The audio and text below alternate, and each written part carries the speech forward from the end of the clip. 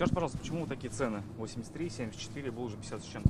Вы знаете, уже третий день такие цены. Мы сами даже не можем понять, почему именно такие именно привозят по этой цене. То есть нам не аргументируют. Яйца по 83 и 86. За пару месяцев стоимость десятка выросла почти на 40%. По данным Татарстанстата, еще в ноябре они стоили 50, а в декабре 56. Сегодня на полках торговых сетей одна коробочка обойдется не меньше, чем в 70 рублей. Чуть ниже цены можно встретить на городских рынках. Вот, например, деревенская за 63, но и это не 50 за десяток, за которые можно было купить яйца еще этой осенью. Было же и 35, и 39, и 40, а сейчас вон по 75, по 70, по 60. Самые дешевые 66, 63. Я недели 3 тому назад по 60 брала. И сейчас сколько?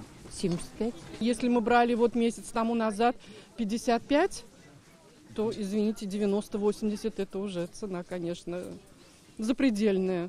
У хрупкого продукта сильный производственный процесс, где важны и качество корма, и постоянный климат, свет, уход. Поэтому, например, в республиканском Минсельхозе резкий взлет цен на яйцо объясняют в первую очередь ростом стоимости зерна. В этом году оно подорожало на 20%. Плюс уже фермеры замечают, растут цены и на энергию, и на сбыт.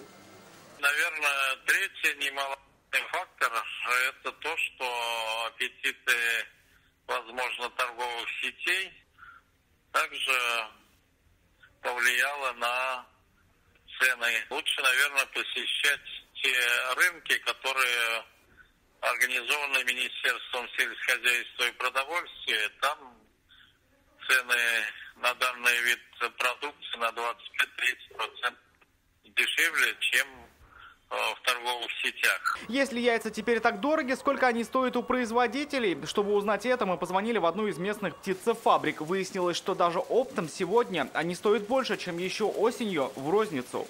Одно яйцо 6 рублей. Если газель 80, 90, 100 коробок надо, привезем вам в любую точку Татарстана. 60 рублей за десяток уже отпускная цена. 75 и 80 средние по торговым сетям. Но только из-за дорогого сырья. Эксперты считают, что высокий прайс продиктовал сезон. Рамиль Шайдуллин, Рамзиль Гарипов, ТНВ, Казань.